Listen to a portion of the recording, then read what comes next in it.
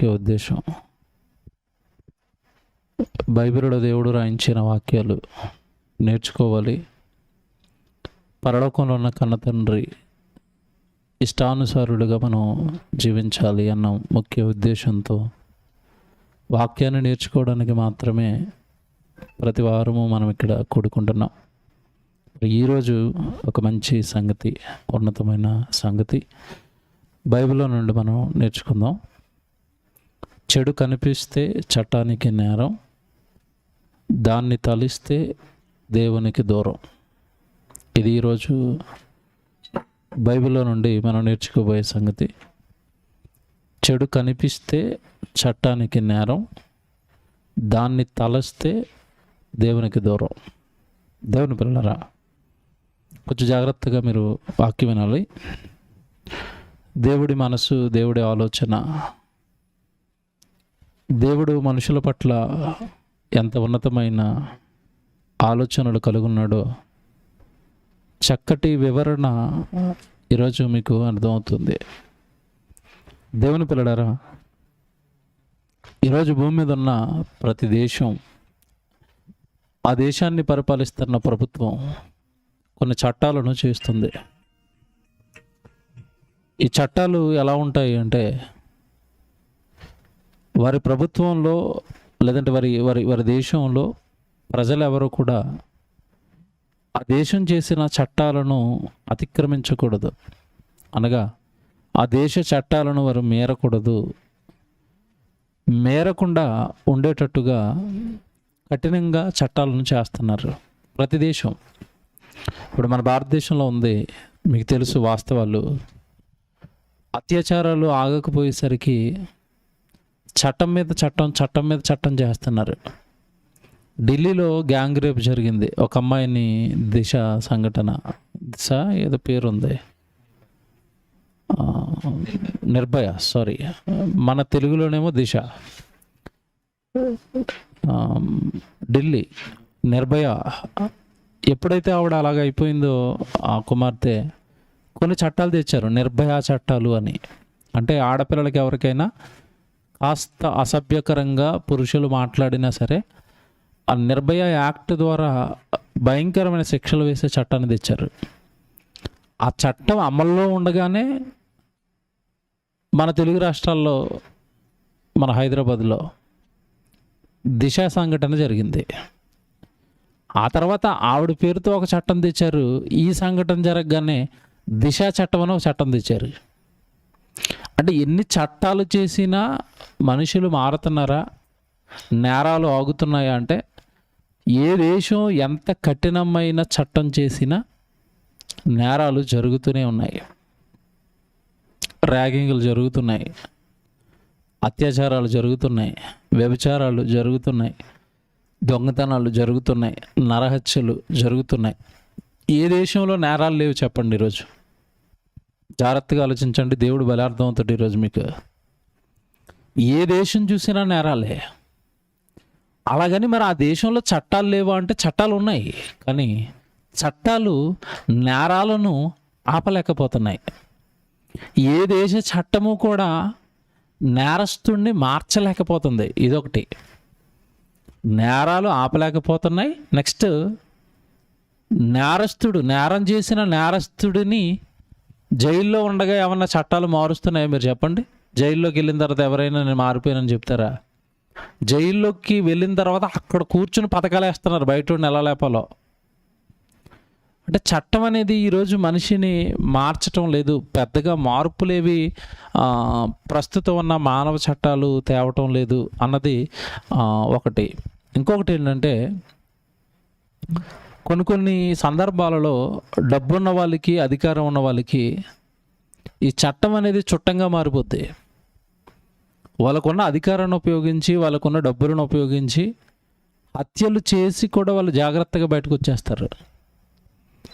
గాలి జనార్దన్ రెడ్డి మీకు తెలుసండి, కొన్ని వేల కోట్ల రూపాయల మైనింగ్ తవ్వేశాడు అతను.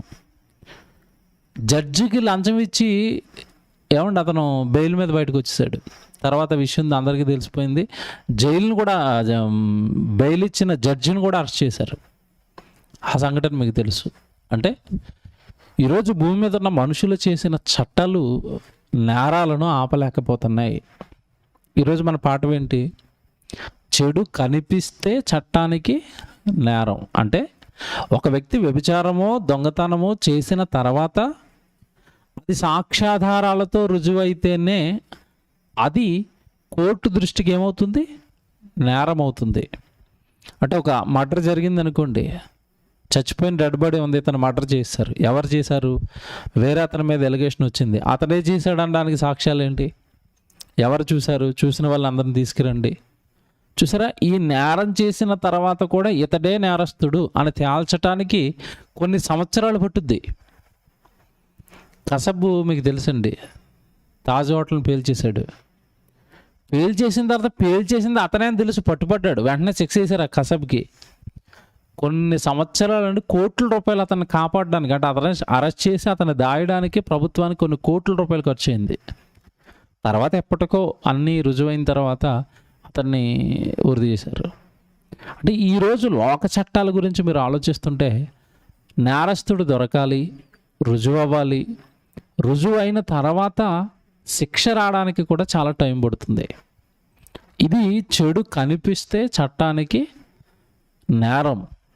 ఇప్పుడు అక్కడ పక్కన మన పాఠంలో ఇంకోటి ఉంటుంది, దానిని తలిస్తేనే దేవుడికి దూరం. నేరం చేస్తే చట్టానికి దొరుకుతాం, నేరాన్ని తలిచిన అంటే నేరాన్ని ఆలోచించిన, నేరాన్ని ఒక హత్యన లేదా ఒక వ్యభిచారమా ఒక దొంగతనమా అది నీ మనసులోకి ఏనాడైతే వస్తుందో అదే దేవుడి దృష్టికి నేరం. ఈ లోక చట్టానికి దైవ చట్టానికి ఉన్న తేడా ఈరోజు మీకు అర్థమవుతుంది. దేవుడు ఎంత గొప్పగా ప్రజలను కంట్రోల్ చేస్తున్నాడో, కంట్రోల్ చేయడానికి దేవుడు వ్యవస్థ ఎంత గొప్పగా ఉందో, ఆయన మాత్రమే నేరస్తులను ఎందుకు ఎలా మార్చగలుగుతున్నాడో ఏమంటే ఈరోజు మీరు వింటారు. క్రీస్తుని నమ్మిన తర్వాత, క్రైస్తవ్యంలోకి వచ్చిన తర్వాత దొంగలు మారిపోయారు, వ్యభిచారులు మారిపోయారు, నేరస్తులు మారిపోయారు, హత్యలు చేసేవాళ్ళు మారిపోయారు. క్రీస్తు మాట ఈరోజు సమాజంలో ఉన్న ఈ భయంకరమైన నేరాలను ఆపింది. కానీ చట్టం ఆపగలుగుతుందంటే లేదండి. మీరు చూడండి, అప్పుడప్పుడు మన క్రైస్తవులు సాక్ష్యాలు చెప్తూ ఉంటారు యూట్యూబ్లో. నేను ఒకప్పుడు పెద్ద మర్డర్నండి, నేను ఒకప్పుడు పెద్ద రౌడీనండి, నేను ఒకప్పుడు నక్సలైట్నండి, మారిపోయానండి. ఏవి మార్చాయి? చట్టాలు మార్చాయా? కాదండి, దేవుడి మాటలు మనుషులను మారుస్తున్నాయి. కానీ ఈరోజు లోకం మీరు ఆలోచిస్తే, చట్టాలు మీరు ఆలోచిస్తే ఎలాంటి భయంకరమైన తీర్పులు తీరుస్తుందో దేవుడు ఒక మాట చెప్తాడు. ఏమంటే మీరు ఒక్కసారి సామెతల గ్రంథం 17వ అధ్యాయం, బైబిల్ చూడండి ఎంత బాగుంటుందో.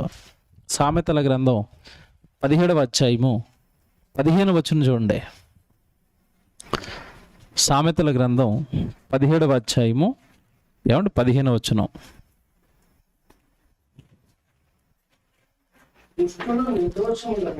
దుష్టులు నిర్దోషులని తీర్పు తీర్చువాడు, నీతిమంతులు దోషులని తీర్పు తీర్చువాడు, వీరిద్దరును యెహోవాకు హేయులు. ఎంత బాగుంది చూడండి. అంటే సమాజంలో వాళ్ళను వీళ్ళలాగా వీళ్ళను వాళ్ళలాగా మార్చేస్తారని దేవుడికి తెలుసు. దోషులను నిర్దోషులను చేస్తారంట, నిర్దోషులనేమో దోషులను చేసేస్తారంట. దోషుని నిర్దోషిని చేసిన, నిర్దోషిని దోషిని చేసిన వీళ్ళిద్దరూ కూడా నాకు హేయం. అంటే అర్థం ఏంటి? వీళ్ళిద్దరూ నాకు అసహ్యం. నేరస్తుడిని మంచోడు అనకూడదు, మంచివాడిని నేరస్తుడని తీర్పు తీర్చకూడదు. ఇవి నా దృష్టికి అసహ్యాలు అన్నాడు దేవుడు. అంటే సమాజంలో ఉన్న వాళ్ళు ఇదిగో ఇలాంటి భయంకరమైన క్రియలు చేస్తారు, ఇలాంటి భయంకరమైన పాపాలు చేస్తారు. దేవుడి చట్టానికి అందరూ ఒకటే. దేవుడికి తనాపార భేదాలు ఏమీ ఉండవు. తప్పు చేస్తే తప్పు అంటాడు, నీతిమంతుడైతే నీతిమంతుడు అంటాడు. ఆ నీతిమంతుడు మళ్ళీ తప్పు చేశాడు అనుకోండి, మావాడే కదా అని ఏమైనా సర్దుకుపోతాడా? దావీదు తప్పు చేశాడు, పోర్లే దావీదే కదా నా ఇష్ట ప్రకారం బ్రతుకుతున్నాడు, ఏదో చిన్న తప్పే కదా అని ఊరుకున్నాడా? లేదు, దావీదు తప్పు చేశాడు, బత్షెబతో వ్యభిచారం చేశాడు, పాపం చేశాడు, ఉరియాని చంపించేశాడు. చూసారా? తన పర భేదాలు లేకుండా దేవుడు అనే ఆయన దోషిని దోషి అంటాడు, నిర్దోషిని నిర్దోషి అంటాడు. కానీ మనుషులేమో వాళ్ళని వీళ్ళ మారుస్తారంట, వీళ్ళనేమో వాళ్ళలా మారుస్తారంట. వీళ్ళిద్దరూ నాకు అసహ్యం. అంటే దేవుడికి ఉన్నది ఉన్నట్టుగా కనబడాలి, ఉన్నది ఉన్నట్టుగా యథార్థంగా నీతిగా న్యాయంగా దేవుడి దృష్టికి కనబడాలి తప్ప ఇలాంటి హేయాలు దేవుడికి నచ్చవు. ఇంకా మీరు బాగా ఆలోచించగలిగితే దోషిని నిర్దోషిగా ఎలా మారుస్తారు మీరు చెప్పండి? ఏం తీసుకుని మారుస్తారు? లంచం, అంతే కదండి. ఇప్పుడు మర్డర్ చేశాడు ఎమ్మెల్యే కొడుకు, కోర్టుకి వెళ్ళింది, ముందు అర్జెంటుగా పోలీస్ స్టేషన్లో ఉన్న పోలీసు వాళ్ళందరికీ లంచం ఇచ్చేస్తాడు. మీరు మా వాడు ఎక్కడైతే దొరికాడో అక్కడ సాక్ష్యాలన్నీ తారుమారు చేసేయండి. ఫస్ట్ లంచం ఎక్కడి నుంచి స్టార్ట్ చేశాడు? పోలీస్ స్టేషన్ దగ్గర. పోలీసులు అర్జెంటుగా అతను దొరికిన ఆనవాళ్ళు అవన్నీ మార్చేస్తారు, అక్కడ సాక్ష్యాలు లేకుండా తగలబెట్టేస్తారు. మొత్తం మీద మేము ఇతను పట్టుకున్నాం కానీ ఇతడే నేరస్తున్నాను, మా దగ్గర ఏం సాక్ష్యాలు లేవంటారు ముందు. ఎవరు? పోలీసు వాళ్ళు. ఆ తర్వాత ఒక మంచి లాయర్ని, ఆ లాయర్ ఎలాంటోడంటే కత్తితో లైవ్లో పొడి చేసినా సరే అబద్ధం చెప్పి బయటకు తెచ్చేస్తాడు. అలాంటి లాయర్ని పెడతాడు. అలాంటి లాయర్ని పెట్టి మొత్తం మీద డబ్బులు ఖర్చు పెట్టి, ఏమండి ఇక లాయర్ని కొనేసి పోలీసు వాళ్ళని కొనేసి, వీలైతే అక్కడ న్యాయపీఠం మీద కూర్చున్న జడ్జి ఏమన్నా అమ్మకానికి వస్తాడంటే వాడిని కూడా కొనేస్తాడు. మొత్తం మీద అందరినీ ఏమిచ్చి మార్చేస్తున్నాడు అంటే లంచం. దీని గురించి దేవుడు ఏమి చెప్తున్నాడో నిర్గమకాండం 23:8 బైబిల్ అండి. అంటే బైబిల్లో దేవుడు సమాజంలో జరుగుతున్నవన్నీ కూడా రాయించి పెట్టాడు అనడానికి మీకు ఇవన్నీ చెప్తున్నాను. నిర్గమకాండం 23:8 చూడండి ఏమంటున్నాడు. లంచము తీసుకొనకూడదు. లంచము దృష్టి గలవానికి గుడ్డితనము కలగచేసి నీతిమంతుల మాటలకు అపార్థము చేయించును. ఏది అపార్థం చేయిస్తుందంట? లంచం. లంచము తీసుకొనకూడదు. గవర్నమెంట్ ఆఫీసులో బోర్డు ఉంటుందండి. విచిత్రం ఏంటంటే పైన బోర్డు ఉంటుంది, కింద చేయడతా ఉంటాడు వీడు. ఎవడైతే ఆఫీసర్ కూర్చుంటున్నాడో ఆ పైనే రాసి ఉంటుంది గవర్నమెంట్ ఆఫీసులో గోడల మీద, లంచం పుచ్చుకోకూడదు, లంచము ఇవ్వకూడదు, 2 నేరం అంటాడు కదా. కానీ కింద కూర్చున్న ఆఫీసరే పని మీద వెళ్ళగానే ఎంత ఇస్తారు? లంచము తీసుకొనకూడదు. ఇంకో మాట చెప్తున్నాడు ఎందుకు తీసుకోకూడదు. లంచము దృష్టి గలవానికి గుడ్డితనము కలగజేస్తుందంట. లంచం వాడి కళ్ళకి ఏం కలగజేసింది? గుడ్డితనం కలగజేసి నీతిమంతుల మాటలను ఏం చేస్తుందంట? అపార్థం చేయిస్తుంది. దేవుని పిల్లలారా, అంటే లోకంలో నేరం జరిగిన లంచంతో బయటకు వచ్చేయచ్చు. ఏమంటే చాలా బలమైన చట్టాలు మన భారతదేశంలో ఉన్నాయి. మన భారతదేశానికి వచ్చేసరికి చాలా బలమైన చట్టాలు ఉన్నాయి. ఏంటంటే మైనర్స్ అంటే బాలురు, చిన్నపిల్లలతో పని చేయించకూడదు. ఏదో చట్టం ఉంది మనకి భారతదేశంలో. మీరు పెద్ద పెద్ద వాళ్ళ ఇళ్ళల్లోకి వెళ్ళండి, ఎవరు పని చేస్తారు వాళ్ళ ఇంట్లో? అంతా చిన్నపిల్లలే. చట్టం వాళ్ళకి వర్తించదు. ఎవరికి వర్తిస్తుంది? బయట ఉన్న అమాయకులకి వర్తిస్తుంది.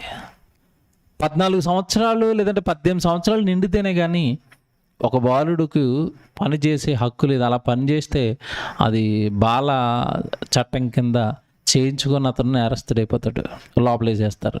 ఈ చట్టం ఉంది కానీ ఎవరు దీన్ని అమలు చేస్తారు చెప్పండి? భారతదేశంలో ఎవరు పట్టించుకుంటారు దీన్ని? మీరు పెద్ద పెద్ద హోటల్లో చూడండి, ఏమండి ఆ తుడిచేవాళ్ళు, ఆ కప్పులు తీసేవాళ్ళు, వీళ్ళంతా ఎవరు ఉంటారు? చిన్న చిన్న వాళ్ళే, చిన్న చిన్న పిల్లలే. ఇంకా మీరు ఫ్యాక్టరీలోకి వెళ్ళిపోతే వాళ్ళతో, చిన్న చిన్న వాళ్ళతోనే పని చేయించేస్తున్నారు. దేవుని పిల్లలరా, చట్టాలు ఉంటాయి కానీ ఆ చట్టాలు సరిగా పనిచేయవు. ఒకవేళ చట్టం పనిచేసినా ఆ చట్టం అమలవుతున్న వ్యక్తికి కనుక ఏమైనా లంచం ఇవ్వగలిగిన శక్తి ఉంటే ఇతడు నీతిమంతుడిగా కోర్టులోంచి బయటికి వచ్చేస్తాడు. ఇంకో చట్టం మీరు చూడండి, ఆగస్టు 15 ఏదో ఉంటుందండి, లేదంటే జనవరి 15, జనవరి అనుకుంటా, జనవరి 26, సారీ, రిపబ్లిక్ డే. అదొకటిను, గాంధీ గారు పుట్టినరోజు ఉంటుంది ఏదో డేట్, అక్టోబర్ 2. ఈ 2 రోజులు ఒకటి చేయకూడదని భారతదేశంలో చట్టం ఉంది. మందు అమ్మకూడదు. ఈ 2 రోజులు మందు అమ్మకూడదని ఎందుకంటారు తెలుసా? గాంధీ గారు కలలుగన్నాడండి పాపం బతుకుండగా. ఏమన్నాడు తెలుసా? నా దేశం మొత్తంలో మద్యపానం ఏమైపోవాలి? నిషేధం అయిపోవాలి. మద్యం అనేది నా దేశంలో దొరకకూడదు. నేను స్వాతంత్రం తెచ్చాను నా దేశానికి అని కలలుగన్నాడు మహాత్మా గాంధీ. మద్యం లేని దేశంగా నా దేశం ఉండాలి అని. ఇక ఎలాగో ఆయన కలగన్నాడు కాబట్టి, ఆయన ప్రాణం పెట్టాడు కాబట్టి దేశం కోసం, రోజు ఎలాగో చేయలేం. కనీసం జనవరి 26కి, అక్టోబరు 2కి ఈ 2 రోజులు మద్యం అమ్మకూడదు అని చట్టం ఉంది. చట్టాన్ని మందుల షాపోడు మాటిస్తాడా? బార్ షాపోడు ఎదరు సెటరైజ్ చేసి వెనకాల నుంచి ఇస్తూ ఉంటాడు ఆ 2 రోజులు కదా. అంటే చట్టాలు ఉంటాయి కానీ ఆ చట్టాలు సరిగా పనిచేయవు. ఇవి లోక చట్టాలండి, లోక చట్టాలు. ఈ చట్టాలు పనిచేయనప్పుడు దేవుడి చట్టం ఎలా పనిచేస్తుంది? దేవుడు ఒక నేరాన్ని ఎలా పరిగణిస్తాడు? నేరస్తుడు అని దేవుడు దేనిని బట్టి కన్ఫర్మ్ చేస్తాడు అంటే, మనుషుల యొక్క ఆలోచనలు వేరు, దేవుడి యొక్క ఆలోచనలు వేరు. మనిషి, మీరు చూడండి, ఆ బార్ షాప్ వాడు అమ్మేస్తున్నప్పుడు ఎవడైనా దూరం నుంచి చూసి పోలీస్ స్టేషన్కి వెళ్ళి, ఈరోజు అక్టోబర్ 2 కదా, గాంధీ జయంతి కదా, వాడు మంది అమ్మేస్తున్నాడు అని వీడియోలు చెప్పాడు అనుకోండి, నువ్వు చూసావా అంటారు వాళ్ళు. నువ్వు అక్కడికి ఎందుకు వెళ్ళావు, నువ్వు మందు కొన్నావు అంటాడు ఇన్నే. ఎందుకంటే ఆల్రెడీ పోలీసు వాళ్ళకి లంచం ఇచ్చేస్తాడు వీడు. కంప్లైంట్ ఇవ్వడానికి వెళ్ళి లోపలేసేస్తారు వాళ్ళు. అంటే ఎక్కడికక్కడ లోకం అంతా దేని మీద నడుస్తుందని దేవుడు చెప్పేశాడు కదా. లంచం లంచం లంచం నేరస్తులను నిర్దోషులుగా మార్చేస్తుందంట, నిర్దోషులనేమో దోషులుగా మార్చేస్తుందంట. దేవుడు ముందుగా చెప్పేశాడండి. భవిష్యత్తు తెలుసు దేవుడికి. ఎందుకంటే భూమి మీద ఉన్న మనుషులంతా దేవుని పిల్లలే కదండి. ఎవడి బుర్రలో ఏ తప్పుడు ఆలోచన వచ్చి అలా మారిపోతారో ప్రపంచ భవిష్యత్తు చెప్పాడు దేవుడు. ఇంకా విచిత్రం అండి, అసలు దేవుడు బైబిల్లో ఏదైతే అలా రాస్తాడో అదే సమాజంలో ఇలా జరుగుతూ ఉంటుంది. మీకు విమర్శ స్థానం అనగా కోర్టులోకి మీరు వెళ్ళండి, అక్కడ మీకు న్యాయం దొరకదు అన్నాడు. దొరుకుతుందేమో చూడండి. ఈరోజు నేను పాఠం చెప్పిన ప్రతిసారి చెప్తానండి. ఒకడు మమ్మల్ని వెనకాల నుంచి వచ్చి గుద్దేశాడు ఆటో వాడు. మేము ఇద్దరం పడిపోయాం, దెబ్బలు తగిలేసినాయి మాకు. వాడు మాకంటే ముందుగా వెళ్ళి పోలీసు వాళ్ళకి లొంగిపోయి లంచం ఇచ్చేసాడు. వాళ్ళకి మేము కేసు పెడుతుంటే తీసుకోవట్లేదు, మమ్మల్ని బెదిరిస్తున్నారు వాళ్ళు. మీరు వెంటనే ఎందుకు రాలేదు? హాస్పిటల్కి వెళ్ళామండి. హాస్పిటల్కి ఎందుకు వెళ్తావు? ముందు కేసు పెట్టి నువ్వు హాస్పిటల్కి వెళ్ళాలంటున్నాడు. ఒరే పిల్లోడు పడిపోయాడు, ఉంటున్నాడు, దెబ్బలు ఉన్నాయి, నేను కేసు పెట్టినాక ఎలాగొస్తాను అవన్నీ నాకు తెలియదు. 3 రోజులు అయిపోయింది, యాక్సిడెంట్ అయిపోయి, ఇప్పుడు మేము కేసు తీసుకోం, మీరు ఆడితో రాజీ పడిపోండి అంటున్నాడు. ఎందుకు? ఈ ఆటో వాడేళ్ళు ముందే పోలీసు వాళ్ళకి ఏమి ఇచ్చేశాడు? లంచం. న్యాయం దొరుకుతుందా? సమాజం అస్సలు మంచిది కదండి. న్యాయం ఎక్కడా కూడా ఈ లోకంలో దొరకదు. న్యాయాన్ని తీర్చే ఒకే ఒక్కడండి, పరలోకంలో ఉన్న దేవుడు. మీరు ఏమైనా న్యాయం కావాలంటే ఆయన్ని అడగండి. ఆయన్ని న్యాయం అడగాలంటే మనం ఎలాగ ఉండాలి? ముందు లంచాలు పనిచేయవు ఆయన దగ్గర. మా ఆవిడనాడు కొంచెం చూసేసేయండి డేతడేట్ అయినా. ఆయన లంచాలు తీసుకోడు, ఆయన రికమెండేషన్లు తీసుకోడు. ఆయన దగ్గర ఏముండాలి అంటే యథార్థత, నీతి, న్యాయం. దానిని బట్టి దేవుడు ఏం చేస్తాడు అంటే తీర్పులు తీరుస్తాడు. ఒక మాట మీ అందరికి తెలిసిన మాటే, మీ తలంపులు నా తలంపుల వంటివి కావు. మీరు చేస్తున్నట్టుగా, మనుషులుగా, మానవాళి చేస్తున్నట్టుగా పరలోకంలో ఉన్న మీ కన్నతండ్రినైనా నేను చెయ్యను. కనుక దేవుని పిల్లలారా, మనుషులు చేస్తున్న నేరాలు ఏవైతే ఉన్నాయో అవి సాక్ష్యాధారాలతో రుజువైతేనే తప్ప ఈరోజు చట్టం ముందు ఒకతనికి శిక్ష పడే అవకాశం లేదు. ఒకవేళ శిక్ష పడాలి అన్నా కొన్ని సంవత్సరాలు పడుతుందండి. చంపేసినోడు దొరికినా అతని శిక్ష వేయడానికి కొన్ని సంవత్సరాలు పడుతుంది. ప్రణయ్ హత్య జరిగింది, మీకు తెలుసు, మిర్యాలగూడ, ఇక్కడ నల్గొండ. సొంత అల్లుడిని ఎవరు చంపేశారు? మామయ్య చచ్చిపోయి టీవీ వాళ్ళు అందరూ చెప్తున్నారు ఇతనే చంపేశాడు, ఇతనే చంపేశాడు, ఇతనే చంపేశాడని. చంపేస్తున్న వీడియోలు ఉన్నాయి, వాళ్ళు నరికేస్తున్నాడు కత్తులు ఇచ్చి. వాళ్ళకి సుపారీ ఇచ్చినట్టుగా రుజువు అయిపోయింది. కోర్టు అతను ఇతనే చంపేశాడు అనక రేపు శిక్ష వేసేస్తున్నాం అని వేసారా? మేము కేసుని పరిశీలిస్తున్నాం. ఈలోపు తిరుగుతున్నాడు, వస్తున్నాడు, బెయిల్ వచ్చేసింది. ఇంకా తిరిగి తిరిగి తిరిగి తిరిగి ఎందుకో టీవీ వాళ్ళు అందరూ ఎండగట్టేస్తున్నారు. ఇంకా ఇది ఏట్రా బాబు, ఈ జీవితం బాగోలేదని ఓ రోజు హోటల్లోకి వెళ్ళి ఆత్మహత్య చేసుకుని చచ్చిపోయాడు. తెలుసుగా మీకు? ప్రణయ్ని చంపిన అతను. అంటే ఏంటంటే చట్టం ఈరోజు లోక సంబంధమైన చట్టానికి కరెక్ట్గా వెంటనే శిక్ష వేసేంత టెక్నాలజీ లేదు. మీకు విషయం చెప్తాను, నేను ఆశ్చర్యపోయినండి అది విన్నప్పుడు. కసబ్గడ్ ఉన్నాడు కదా, మన తాజ్ హోటల్ మీద దాడి చేశాడు అప్పట్లో. వాడి మీదండి, వాడొక టెర్రరిస్ట్ ఉగ్రవాది, 14 కేసులు పెట్టారు పోలీసులు వాడి మీద. 14 రకాల కేసులు. ఏం కేసు? హోటల్ మీద దాడి చేయటం ఒక కేసు అంట, పాస్పోర్ట్ లేకుండా ఇండియాకి వచ్చేసాడంటే అదొక కేసు, తర్వాత మారణాయుధాలు వాడి చేతుల్లోకి వచ్చినాయి కదా, లైసెన్స్ లేకుండా మారణాయుధాలు ఉన్నాయని అదొక కేసు. విచిత్రం ఏంటంటే ఈ కేసులన్నీ ఒక పోలీస్ స్టేషన్లో లేవు. సుమారు 14 పోలీస్ స్టేషన్లో 14 కేసులు ఉన్నాయి. ఎవరి మీద? కసబ్ మీద. వీడు ఒక్కోటి విచారణ జరగాల. వాడు ముంబైకి ఎలాగొచ్చాడంటే రోడ్లో నుంచో ఫ్లైట్లో నుంచో వస్తే ఖచ్చితంగా పాస్పోర్ట్ అడుగుతారు, లేదంటే ఏదో మొత్తం మీద అన్ని రూల్స్ ఉంటే దొరికిపోతాడు. అందుకని వాడు ఎలాగో వచ్చాడంటే నీళ్ళల్లో వచ్చాడు దొంగచాటుగా. అదో కేసు ఉంది, నీళ్ళల్లో తెలియకుండా రహస్యంగా జొరబడ్డాడని. ఇలా సుమారు ఒక 14 కేసులు పెట్టి 3-4 సంవత్సరాలు అడుగు ఒక్కొక్క కేసుని వాదించుకుంటూ తిరిగాడు. చంపేసింది ఆడే, గన్నట్టుకుని తిరిగాడు, అందరికీ తెలుసు. కళ్ళ ముందు దొరికిపోయాడు టీవీలో. అయినా సరే వాడికి శిక్ష చేయడానికి కొన్ని సంవత్సరాలు పట్టింది. ఇవి మానవ చట్టాలండి, మానవ చట్టాలు. దేవుడు బైబిల్లో మాట అంటాడు, గుండె పగిలిపోద్దండి ఆ మాట వినగానే. సామెతల గ్రంథం 12వ అధ్యాయం చూడండి, 2వ వచనం. సామెతల గ్రంథం 12వ అధ్యాయము ఏమండి 2వ వచనం మీరు చూడండి. సామెతల గ్రంథం 12వ అధ్యాయము 2వ వచనం. సత్పురుషునికి యెహోవా కటాక్షము చూపును, దురాలోచనలు గలవాడు నేరస్తుడని ఆయన తీర్పు తీర్చేస్తాడు. జాగ్రత్తగా వినాలి, ఇది జాగ్రత్తగా వినాలా. మళ్ళీ చెప్తాను. రెండోది, ఆ రెండో మాట మనం చాలా జాగ్రత్త చూద్దాం. దురాలోచనలు గలవాడు నేరస్తుడని. ఆ పదమంటలు ఏం చేయండి, ఇతడు నేరస్తుడు అని చట్టం, లోక చట్టం అనాలి అంటే కొన్ని సంవత్సరాలు పడుతుంది. ఓకేనా? ఒక ఉదాహరణ చెప్తాను. ఇప్పుడు ఆంధ్ర సీఎం గారు ఉన్నారు, జగన్మోహన్ రెడ్డి గారు. ఆయన మీద కొన్ని కోట్లు స్కామ్ చేశాడని కేసులు ఉన్నాయి. సిబిఐలు కేసులు పెట్టారు. 1 సంవత్సరంన్నర ఏమో ఆయన జైల్లో ఉన్నాడు. మీరు జాగ్రత్తగా వినాలి నేను చెప్పేది. ఇప్పుడు అతను నేరస్తుడు అని ఎవరైనా అన్నారనుకోండి, ఊరుకుంటాడు ఆయన? అండవు. ఎందుకు ఊరుకోడు చెప్పండి? కేసులు ఇంకా రన్నింగ్లో ఉన్నాయి. కోర్టు తీర్పు చెప్పకుండా నువ్వెవడో నేరస్తుడు అనడానికి అంటాడు కదా.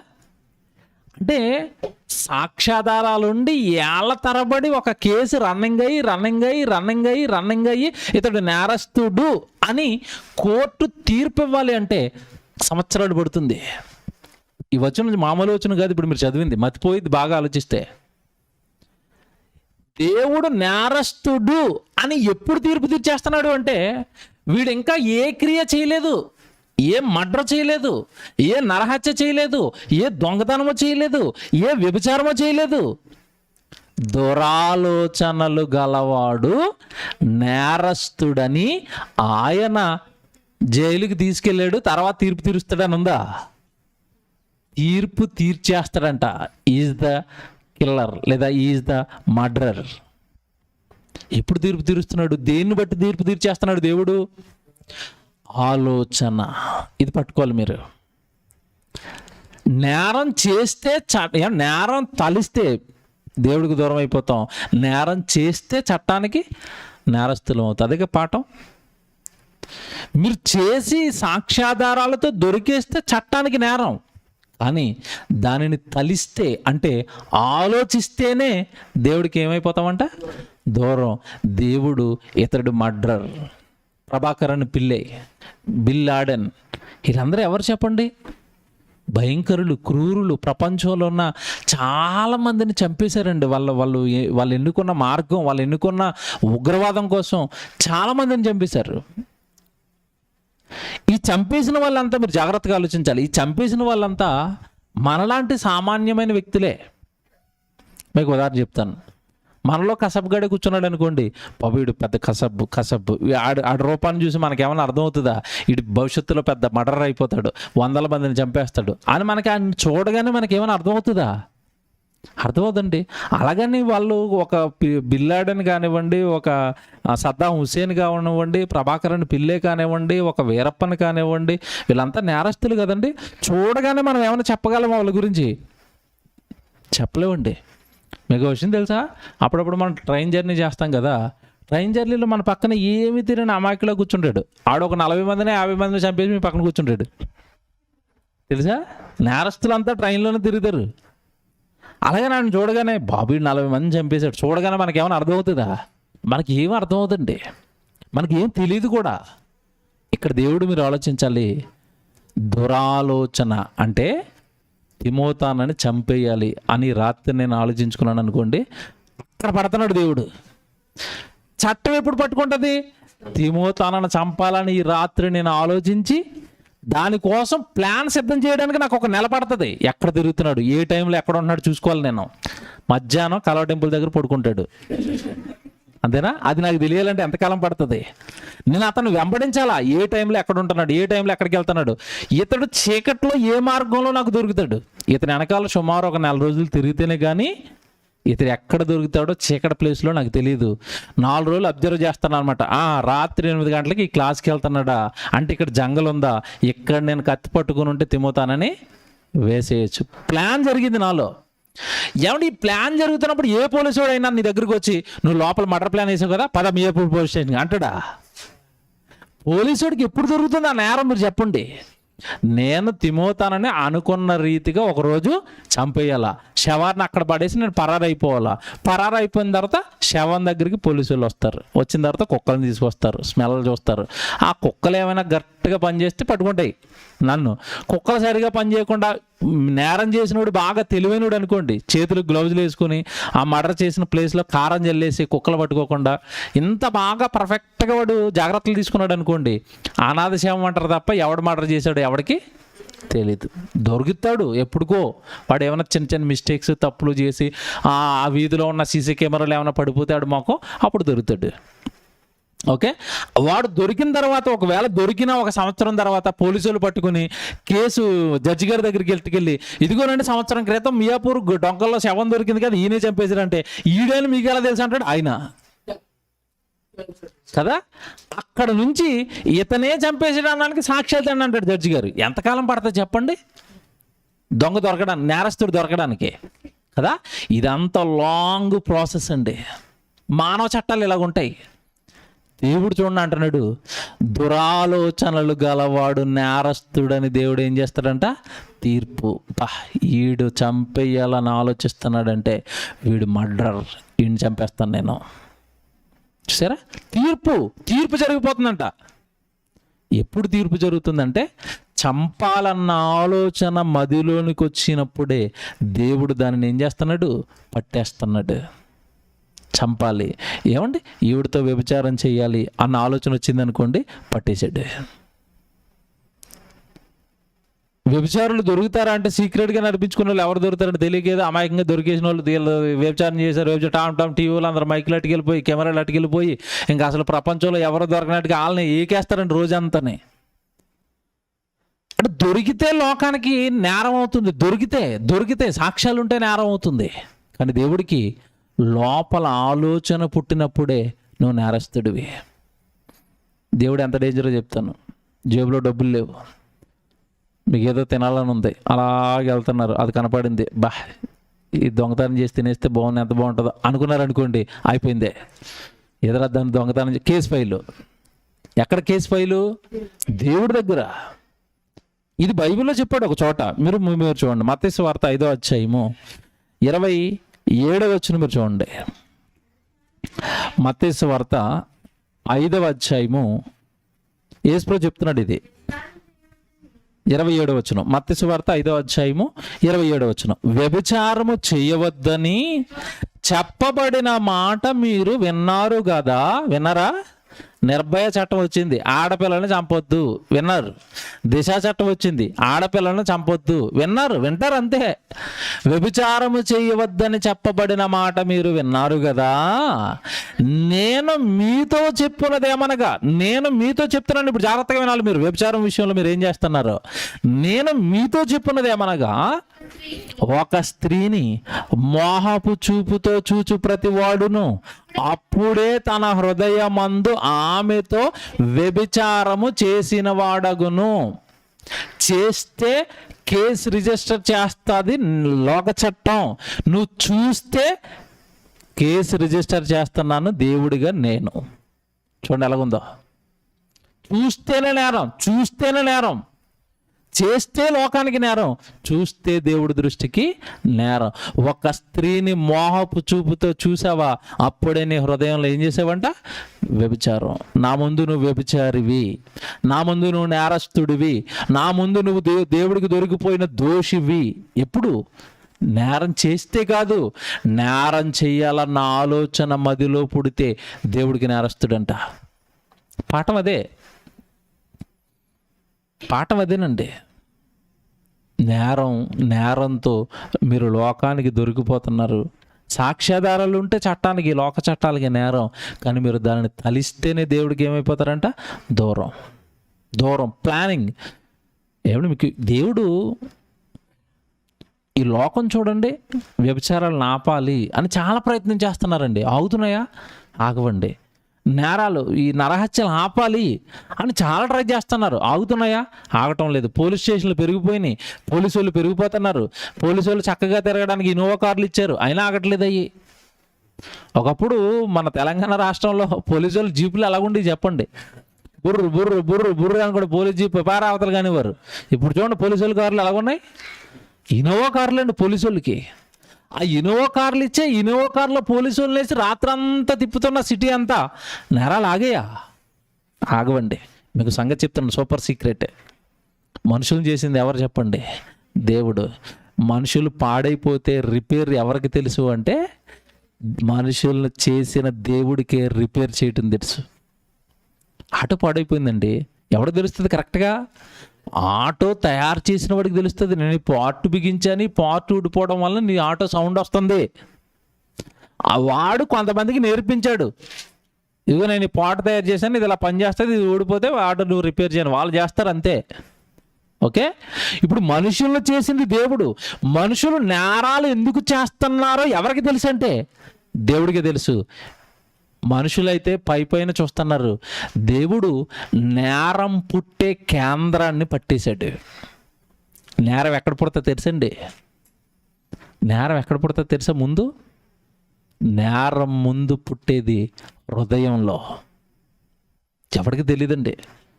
నవ్వుతూ ఉంటాడు, అన్న మాట్లాడుతూ ఉంటాడు.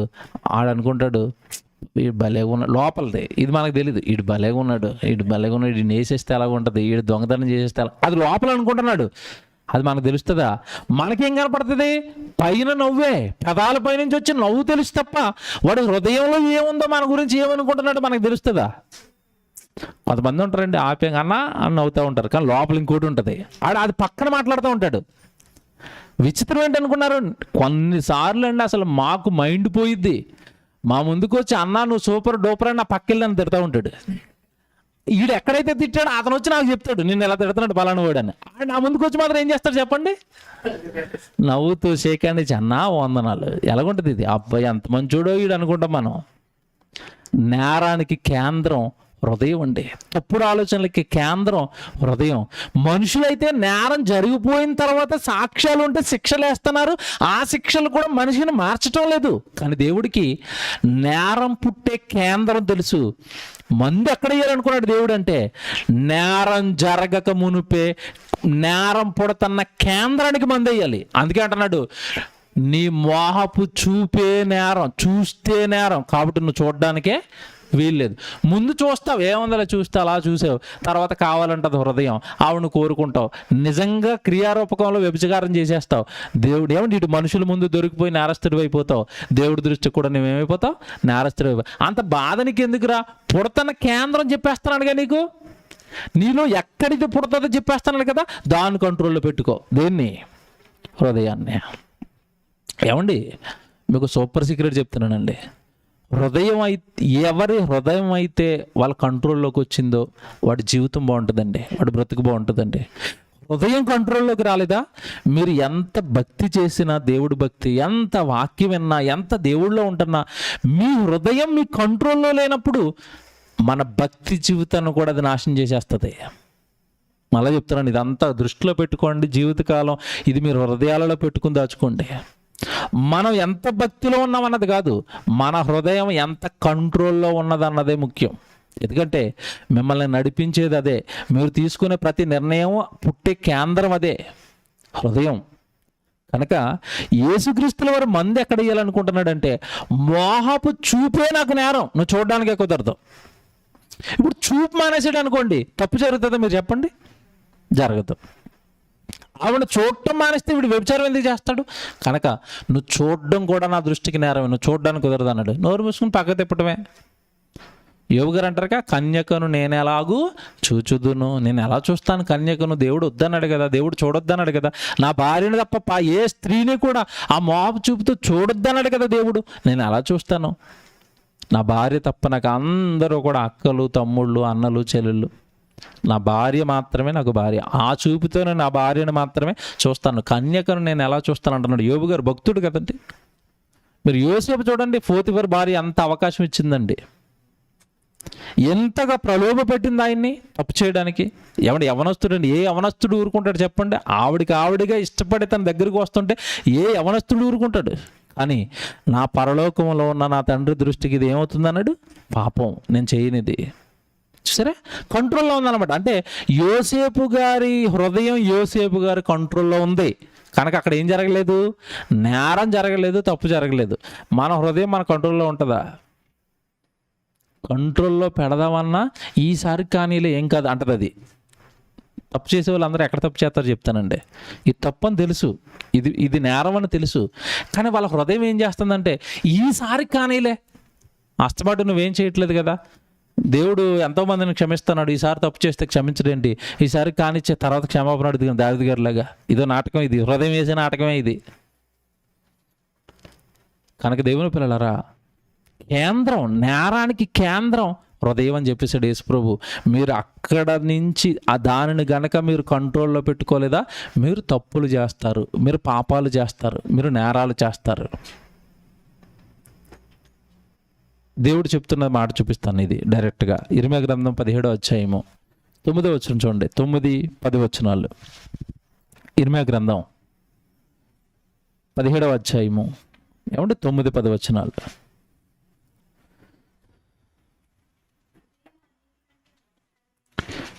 ఇర్మీయా గ్రంథం 17వ అధ్యాయము 9-10. హృదయము అన్నిటికంటే ఎందుకంటున్నాడు? అన్నిటికంటే, ఆ పదం చూడండి ఎలాగుందో. హృదయము అన్నిటికంటే మోసకరమైంది. నిన్ను బాగా మోసం చేసేది ఏదంటున్నాడు? ఎవడని చెప్పాడా? ఇది దేవుడు చెప్పినట్టుగా. మీరు ఆ షాప్ దగ్గరికి వెళ్తున్నాడు, ఆడు చాలా మోసం చేస్తాడు, ఆ షాప్ దగ్గరికి వెళ్ళకండి. విన్నారా? ఇది బట్టలు కొనుక్కునేటప్పుడు చెప్తారండి, ఆ షాప్కి వెళ్ళకండి, చెన్నై షాపింగ్ మాల్కి వెళ్ళండి, ఆడు చాలా పెద్ద మోసం చేసేస్తున్నాడండి. పక్కన ఉన్న చందన బ్రదర్స్కి వెళ్ళండి, ఈడేదో మంచోళ్ళగా ఆడి దగ్గర పంపిస్తారు. ఆడు అమ్ముకునేవాడు ప్రతి ఒక్కడు ఏం చేస్తాడు చెప్పండి? వ్యాపారం మోసమే అది. ఏవేవో మోసం అని చెప్పారండి. బట్టలు కొనుక్కుంటే అక్కడ మోసం, బంగారం కొనుక్కుంటే ఇక్కడ మోసం, ఇది తింటే నీ ఆరోగ్యానికి మోసం అయిపోతావు, ఇది నేరం, ఇది మోసం, ఎన్ని మోసాలు చెప్పారు? దేవుడు చెబుతున్న మోసం ఎవరైనా చెప్పారా? దేవుడు దేన్ని మోసకరమైంది అంటున్నాడు? ఎక్కడ ఉంటుంది చెప్పండి హృదయం? మీకు విషయం తెలుసండి, శరీరం అస్సలే మంచిది కాదు అంటాడు దేవుడు. ఆ శరీరం మనతోనే ఉంటుంది ఎప్పుడు. అంటే చెడ్డదాన్ని పక్కన పెట్టుకునే తిరుగుతున్నాం. హృదయం మోసకరమైనది అంటాడు. ఎక్కడ ఉంటుంది హృదయం? ఇందులోనే. అంటే మోసం చేసేవి, నాశనం చేసేవి అన్నీ మన చుట్టే ఉన్నాయి. మొత్తం గన్స్ అన్నీ, నిన్ను కాల్చేసేవి, నిన్ను పేల్చేసేవన్నీ నీతోనే ఉన్నాయి. కానీ మనిషి వీటికి భయపడతాడా మీరు చెప్పండి? మీకు ఇది అర్థం అవ్వలేదు. ఇంకొకరి పేరు చెప్తాను. ఇప్పుడు కుమార్ అన్న అనేసరికి చాలా పెద్ద మోసగాడు అని మీకు అర్థమైపోయింది అనుకోండి. ఆయన మోసం చేస్తున్నాడు అని ఎవరైనా చెప్పేశారు అనుకోండి, మీకు ఆయన దగ్గరికి వెళ్తారా మీరు? అమ్మ మోసగాడు ఏంటండి, దూరంగా ఉండాలి. ఇప్పుడు దేన్ని మోసగాడు అంటున్నాడు దేవుడు? హృదయం మోసం చేస్తుందని దేవుడు చెప్పిన తర్వాత అది ఏమైనా మనతో మాట్లాడుతున్నప్పుడు నువ్వు మోసగాడు నోరమే అన్నారా ఎప్పుడైనా? మీరు బాగా ఆలోచించుకోండి నేను చెప్పే మాట. అది మోసం చేస్తుందని దేవుడు చెప్పినా అది మోసకరమైన మాటలు మనిషితో చెప్తున్నప్పుడు నువ్వు కంట్రోల్లో ఉండు, నువ్వు మంచిదాను కాదని మా డాడీ చెప్పాడు అంటారా? అంటున్నారా? అంటే నేరాలు జరుగుతాయి. మీరు చెప్పండి. వాట్ వండర్ఫుల్ గాడ్ అండి, దేవుడు అండి. నిజంగానండి, మనం బాగుండాలంటే, మన జీవితం బాగుండాలి అంటే దేవుడు చెప్పిన ప్రతి మాట గుండెల్లో ఉండాలండి. హృదయం అప్పుడప్పుడు తప్పుడు మాటలు మాట్లాడిస్తూ ఉంటుంది మనతో. అప్పుడు మనకేం అర్థమైపోవాలా? అమ్మో ఇది చెప్తుంది నన్ను తప్పు చేయమని, తప్పుడు మాటలు మాట్లాడమని. నోర్మేను నువ్వు మంచిదాను కాదని మా డాడీ చెప్పాడు అంటావా? అంటే హృదయం కంట్రోల్లో ఉండటం లేదు. దేవుడు దాన్ని మోసకరమైనది అని చెప్పాడు. ఇంకో మాట చెప్తారు చూడండి అక్కడ, హృదయము అన్నిటికంటే మోసకరమైనది, అది ఘోరమైన వ్యాధి కలది. బాబోయ్, పెద్ద జబ్బు వచ్చేసిందండి దానికి. ఏంటో జబ్బు? దేవుడి వాక్యానికి లోబడిన జబ్బు ఉంది. దేనికి? హృదయానికి. మీకు చెప్తాను, టిక్కుమని అర్థమైపోద్ది. దేవుడు వాక్యానికి లోబడిన జబ్బు హృదయానికి ఉంది. మీరు బైబిల్లో చాలా సందర్భాల్లో ఏమంటే, మీరు బైబిల్ చదువుతున్న వాళ్ళు ఎవరైనా సరే తెల్లవారు లేసి కీర్తనల గ్రంథం చదువుతున్నారు అనుకోండి, దావీదు గారు కీర్తనల గ్రంథంలో వాక్యం అన్నిటికంటే విలువైనది, బంగారు కంటేను, అపరంజి కంటేను, వెండి కంటేను మిక్కిలి విలువైనది, రత్నరాశుల కంటేను కోరదగినది. ఇది పొద్దున్నే ఇటు చదివాడు. ఏం చదివాడు? వాక్యం అన్నిటికంటే విలువైనది అని వాక్యం చదువుకున్నాడండి. సాయంత్రం బైబిల్ క్లాస్ ఉంది, అదే వాక్యం వినడానికి వీడు వెళ్ళాలి. అదే టైంలో వీడు చేస్తున్న పని దగ్గర ఒక ఆఫర్ వచ్చింది, ఇంకో గంట ఎక్స్ట్రా చేస్తే 1000 రూపాయలు ఇస్తాను అన్నాడు. ఇప్పుడు హృదయం మీకు ఏం చెప్తుందో చెప్పాలా? ఈ 1000 కొట్టే అని చెప్తుందా? ఈ 1000 కంటే వాక్యం విలువైంది, నువ్వు వాక్యం దగ్గరికి వెళ్ళిపో, పొద్దున కీర్తన గ్రంథంలో చదివే కదా అని చెప్తుందా? బాగా ఆలోచించండి. హృదయం అన్నిటికంటే మోసకరమైనది, వ్యాధి కలిగిందని ఎందుకు చెప్తున్నాడంటే, దేవుడి వాక్యానికి అది నిన్ను లోబడనివ్వదు. దేవుడు అది కనిపెట్టేశాడు. బాబోయ్, నా కొడుకుని పాడు చేస్తున్నది ఇదా? వీడు హృదయాన్ని పాడు చేస్తా, వీడు హృదయమే వీడిని పాడు చేస్తుందా? వీడు హృదయంలో తప్పు చేయాలన్న ఆలోచనలు అది పుట్టిస్తుందా? వ్యభిచారం చెయ్యి, దొంగతనం చెయ్యి, నరహత్య చెయ్యి, పాడైపో, నాశనం అయిపో, మోసం చెయ్యి, దేవుడు వాక్యం చదవకు, దేవుడి దగ్గరికి వెళ్ళకు, లోకం బాగుంటుంది, రుచిగా ఉంటుంది, లోకంలోకి వెళ్ళు, ఫంక్షన్స్కి వెళ్ళు, పబ్బులకి వెళ్ళు, ఫ్రెండ్స్తో వెళ్ళు, తిను, తాగు, తిరుగు, ఎంజాయ్ చేసి సినిమాలకి వెళ్ళు. ఎవరు చెప్తున్నారు ఇవన్నీ? హృదయమా? అది లోపడదా? దేవుడు సిగ్నల్ ఇచ్చాడండి, నీ లోపలున్న నీ హృదయం అసలు మంచిది కాదు, అది మోసం చేస్తుంది నిన్ను, అది ఘోరమైన వ్యాధి కలిగింది. అది హృదయం గురించి దేవుడు ఇన్ని మాటలు చెప్పిన తర్వాత ఎవరండి హృదయం అంటే అలర్ట్గా ఉంటారు? ఇది మంచిది కాదు నోర్మి అంటారా దాన్ని? నిజంగానండి, హృదయానికి మనసు కండి, మరి ఆ మనసు చెబుతున్న మాటల కండి ఈరోజు మనుషులు దాసోహం. ఏమంటే కొన్ని సందర్భాల్లో కొంతమంది మాట్లాంటానండి నేను, హృదయం అంటే ఏంటో కదా మనసు, నా మనసు ఏం బాగోలేదని ఇవ్వాల అంటాడు. ఇది అనగానే లోపల అనిపిస్తుంది, పైకి చెప్పలేం కదా, లాగి దవడ మీద కొడేయాలనిపిస్తుంది. అంటే మనసు బాగోలేదంటే అర్థం ఏంటో తెలుసా? ఏం బాగోలేదు? హృదయం బాగోలేదు. ఈరోజు నీకు అస్సలు బాగోలేదు, గొడవ అయిపోయింది, నేను సంతోషంగా లేను, ఈరోజు క్లాస్కి వెళ్ళకు, నువ్వు ఇంట్లో పడుకో అంటది. అది మనసు బాగోలేదండి, నేను రాలేను. ఏమైంది? రోగం. దానికి రోగం ఉందని ఆల్రెడీ చెప్పాడు, మళ్ళీ రోగం అంటున్నావేంటి? మనస్సు బాగోలేదు అన్న వాళ్ళంతా నాకు అసహ్యం అండి. అలా ఎందుకు అసహ్యం అంటున్నాను తెలుసా?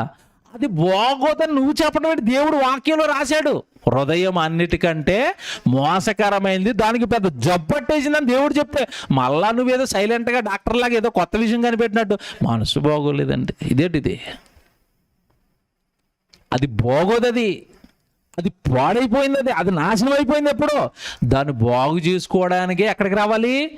దేవుడి దగ్గరికి రావాలి. అది బాగోలేదని వంకటి ఎక్కడ పడుకుంటున్నావేంటి? తప్పండి, తప్పులు చేస్తాను. వాక్యం రాదు, నేను బలంగా చెప్తానండి. చాలా మంది చూసి ఇది వాక్యం రాదు అని ఎందుకంటే తెలుసా? ఇగో ఇవే. మనసు బాగోపోతే దేవుడి దగ్గరికి రారా? మనసు బాగోలేదని ఇంట్లో ఉండిపోతారా? మనసు బాగోలేదని దేవుడికి దూరం అయిపోతారా? అది బాగోదని ఎప్పుడో దేవుడు చెప్పాడు బైబిల్లో. నిన్ను నాశనం చేసేదదే, నిన్ను మోసం చేసేదదే, నిన్ను పాడు చేసేదదే, నిన్ను దేవుడు వాక్యానికి దూరం చేసేదదే. మళ్ళీ దాని పేరు చెప్పి దేవుడికి దూరం అవుతున్నావేంటి? అది పాడైపోయింది, నిన్ను రానివ్వదు, బాగు చేసుకుని దేవుడి దగ్గరికి దాన్ని తీసుకురా నీతో చెప్తుంటే అది బాగోలేదని మళ్ళీ దూరం అయిపోతున్నావేంటి? అర్థమైందే లేదు మీకు ఈరోజు? మనసు బాగోలేదండి, ఎప్పుడు బాగోదు అది, ఎప్పుడు బాగుంటుంది చెప్పండి? మీకు క్వశ్చన్ చెప్పనా? గట్టిగా సంతోషం వచ్చేసింది అనుకోండి, అంటే అది మిమ్మల్ని ప్రేరేపించింది, నవ్వు నీకు చాలా ఆనందం వచ్చేసింది, మీ వాళ్ళని చూడగానే అంటదా, అలాగ ఆనందం అని వాళ్ళ ఇంటికి మనం 20 మంది వచ్చి పడిపోయారు అనుకోండి, వాళ్ళకి వంటలు చేసి అలసిపోయి ఏం చుట్టాలో ఏమో శుభ్రంగా వచ్చి తినేసారంట. తర్వాత మనసు చేసే డ్రామాలండి ఇవన్నీ. వాళ్ళు వచ్చేసారని ఆనందపడుతున్నా నువ్వు సాయంత్రానికి ఏముంటుందంటే, ఏమో వచ్చారు కానీ శుభ్రంగా తినిపోయారు అంటుంది. అదే మళ్ళీ అది ఎప్పుడు బాగుంటుంది చెప్పండి? బాగోదండి. దానికి ఏమొచ్చిందంట? రోగం. హృదయానికి రోగం వచ్చింది. బాగు చేసుకున్నవాడు బాగుపడతాడండి, దేవుడు చెప్పాడు అది. దానికి రోగం వచ్చేసింది. బాగు చేయి. దేంతో? వాక్యంతో బాగు చేయి. ఆ వాక్యానికి నువ్వు దూరం అవుతుంటే దాన్ని ఎవడు బాగు చేస్తాడు? ఆ దేవుడి సన్నిధికే నువ్వు దూరంగా ఉంటుంటే దాన్ని ఎవడు బాగు చేస్తాడు? హృదయము అన్నిటికంటే మోసకరమైనది, దాని బహు వ్యాధి కలిగినది. దానికి బాగా రోగం వచ్చేసింది, ఘోరమైన వ్యాధి అంట. ఎలాంటి రోగం అంటే, మరి అది దేవుడే ఘోరం అన్నాడంటే అది కరోనా కంటే డేంజర్ అని అర్థం. ప్రపంచంలో పెద్ద రోగం ఏంటి చెప్పండి ప్రస్తుతం? కరోనా. దానికంటే ఘోరమైన రోగం వచ్చింది దానికి, హృదయానికి. దేవుడి మాటకు లోబడని రోగం ఉంది దానికి. కనుక దేవుని పిల్లలారా, దేవుణ్ణి నమ్మండి.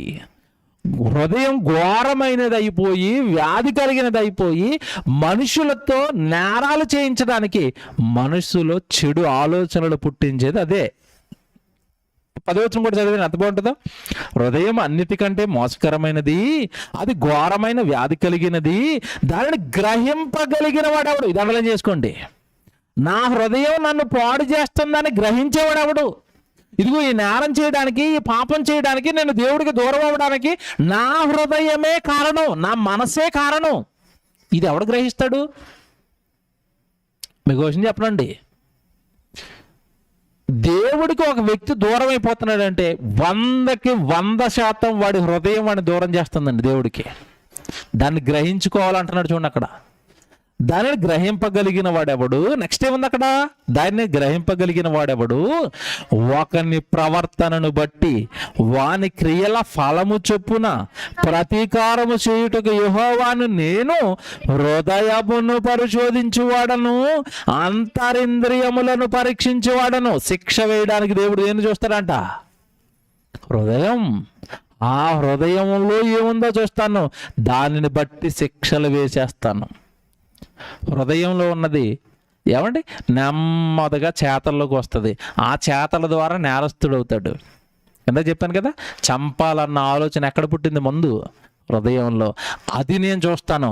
వాడిని నువ్వు చంపాలనుకుంటున్నావా? అయితే నువ్వు నేరస్తుడు వేరా. చూసారా దేవుడి చట్టం ఎలాగుందో? ఒక చెడు ఆలోచన చేస్తుంటేనే దేవుడు పట్టేస్తున్నాడు. నాకు చాలా రోజుల నుంచి ఒక ఆశ ఉండేదండి.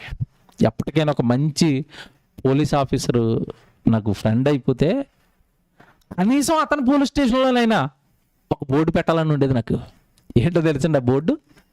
పోలీసు వాళ్ళు పని ఏంటి చెప్పండి? నేరస్తులను పట్టుకోవటం, నరహత్యలు చేసిన పట్టుకోవటం, దొంగతనాలు చేసిన వాళ్ళని పట్టుకోవటం. అసలు ఈ నేరాలు, దొంగతనాలు ఎవరికి తెలియని సూపర్ సీక్రెట్ దేవుడు బైబిల్లో చెప్పాడండి. జరిగిన తర్వాత అప్పుడు జరిగింది అనుకుంటున్నారు, ఇది కాదు. దేవుడు అంటున్నాడు, క్రియారూపకంగా బయటికి రాకమునుపే ఒక చోట కేంద్రంలో పుట్టింది, ఆ కేంద్రాన్ని మార్చి అంటున్నాడు దేవుడు.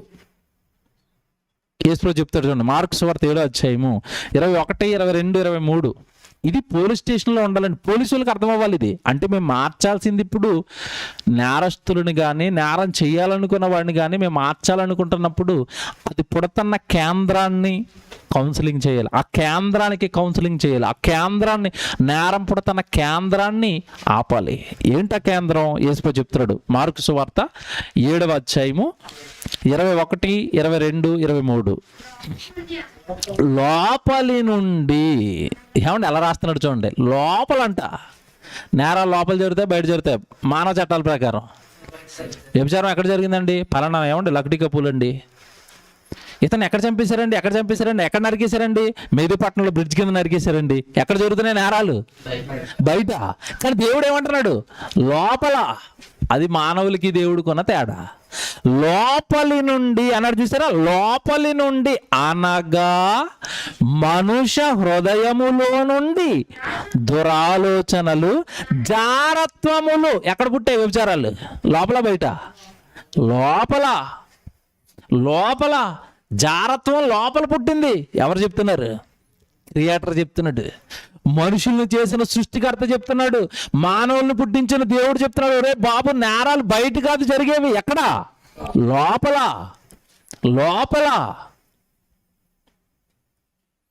ఏమంటే నేరస్తుడిని ఏమండి, నేను చాలా పాఠం చెప్పాలనుకున్నప్పుడు అండి, ఒక టైంలో పిచ్చిగా చాలా వీడియోస్ చూశానండి. ఏ వీడియోస్ చూశానంటే, నేరస్తుల్ని ఇంటర్గేషన్ చేస్తారు కదండి, విచారణ చేస్తారు కదా నేరస్తుల్ని, అవి చూశానండి. అసలు వాడు మాట్లాడుతున్న మాటలు చూస్తేనండి మతిపోయిందండి. ఒక కుటుంబాన్ని కూల్చేయడానికి, అంటే ఒక చక్కటి కుటుంబం వీళ్ళ ఇంటి ఎదురుకుండా దిగారండి, భార్య భర్తలు ఇద్దరు రెంట్కి వచ్చారు. ఇంటి ఎదురుగానే, ఏమండి, డోర్ టు డోర్ అనమాట. వీళ్ళు డోర్ తీస్తే వాళ్ళ డోర్ కనబడుతుంది. అందులోకి రెంట్కి దిగారు ఇద్దరు, భార్య భర్తలు ఇద్దరు. అందులో ఆ భార్య మీద, ఆ వచ్చిన కొత్తగా రెంట్కి వచ్చిన ఆవిడ మీద వీడికి మనసు పడింది. వీడికి మనసు పడింది. ఆవిడని అనుభవించడానికండి వీడు 3.5 సంవత్సరాలు ప్లాన్స్ వేశాడంట. ప్లాన్స్ వేసి వాళ్ళిద్దరి మధ్యలోకి దూరిపోయి, ఇద్దరి మధ్యలో గొడవలెట్టేసి, ఆ భర్త ఇతను విడిచి వెళ్ళిపోయేటట్టుగా క్రియేట్ చేశాడు వీడే. అంటే స్నేహం చేస్తున్నట్టుగా వాళ్ళిద్దరి మధ్యలోకి ఎంటర్ అయ్యి, ఈవిడికి చెప్పవలసిన ఈవిడికి చెప్తున్నాడు, వాడికి చెప్పవలసిన వాడికి చెప్పి, మొత్తం మీద ఇద్దరిని ఏం చేశాడు? విడగొట్టేశాడు. భర్త విడిపోయి వేరే చోటకి వెళ్ళిపోయాడు. అప్పుడు వీడు అనుకున్న దానిని ఆవిడతో వ్యభిచారం చేసి ఆవిడ రెండో వైపు కింద తాళి కట్టి ఇంట్లోకి తెచ్చేసుకున్నాడు. కొద్ది రోజులకి ఏమైందంటే ఈవిడికి అసలు విషయం తెలిసిపోయింది. వీడి దగ్గర చేరిన కొంతకాలానికే మొదటి భర్త వెళ్ళిపోవడానికి, ఈ గొడవలన్నీ జరగడానికి కారణం వీడేనన్న విషయం ఎవరితోనో వీడు చెప్తుంటే ఆవిడ వినేసి దొరికేశాడు. పోలీస్ స్టేషన్కి వెళ్ళి కేసు పెట్టింది. కేసు పెడితే వీడిని విచారణలోకి తెచ్చారు. విచారణలోకి తెచ్చినప్పుడు వాడు చెప్తున్నాడు, ఇది ఈరోజు జరిగిపోయింది కాదండి, ఇది జరగడానికి ఎంతకాలం పట్టింది? 3.5 సంవత్సరాలు ప్లానింగ్ అంట. ఏమండి, ఈ కుతంత్రాలు, కుళ్ళులు వాడు లోపల ఎన్ని సంవత్సరాలు జరిగాయి? 3.5 సంవత్సరాల. ఏమండి, ఏంటోనండి, ఎవడి మీద నాకు చిన్న కోపం వస్తే మనకి, అరే అనవసరంగా కోపడ్డాను ఇతని మీద, అది చిన్నదే తొలిచేస్తూ ఉంటుంది మనలో చిన్నది ఉన్నా సరే, ఏదో బరువు ఎక్కిపోయిన గుండుతో ఏదో అలా ఉంటామండి. వాడు కుటుంబాన్ని కూల్చేయడానికి 3.5 సంవత్సరాలు ఉన్నాడండి. ఎంత కుళ్ళిపోయింది చెప్పండి ఆడు హృదయం. దేవుడు చెప్పిన మాట, హృదయము ఘోరమైన వ్యాధి, కుళ్ళిపోయింది. అది కంపు దేవుడి దృష్టికి వాడు హృదయం. కనుక దేవుని పిల్లలారా, ఏ నేరం జరిగినా ఆ నేరాలు ఎక్కడ పుడతాయంట? లోపల. యేసుప్రభు చెప్పాడు, లోపల. పోలీసు వాళ్ళకి పట్టుకెళ్ళి ఇవ్వాలి డేటా. ఒరే బాబు, వీడు మర్డర్ చేశాడు కదా, వీడు చేసిన మర్డర్ ముందు ఇక్కడ బయట కాదు పుడతా, ఎక్కడ పుట్టింది? ఆ లోపల పుట్టింది.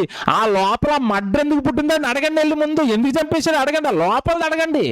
అది క్లియర్ చేయండి ఫస్ట్, లేకపోతే ఇంకొకరిని చంపేస్తాడు వీడు. యేసుప్రభు చెప్తున్నాడండి ప్రపంచానికి నేరాల యొక్క మూలం చెప్తున్నాడు. లోపలి నుండి అనగా మనుషుల హృదయములో నుండి దురాలోచనలు, జారత్వములు, దొంగతనం కూడా ఎక్కడ పుట్టిందంట? సెల్ ఫోన్లు కొట్టేస్తారండి చాలామంది. ఒకప్పుడు కుమారానికి నాకు సేమ్ ఫోన్ ఉండేది. ఎంఎంటీఎస్ ట్రైన్లో కొట్టేశారు అతని ఫోన్.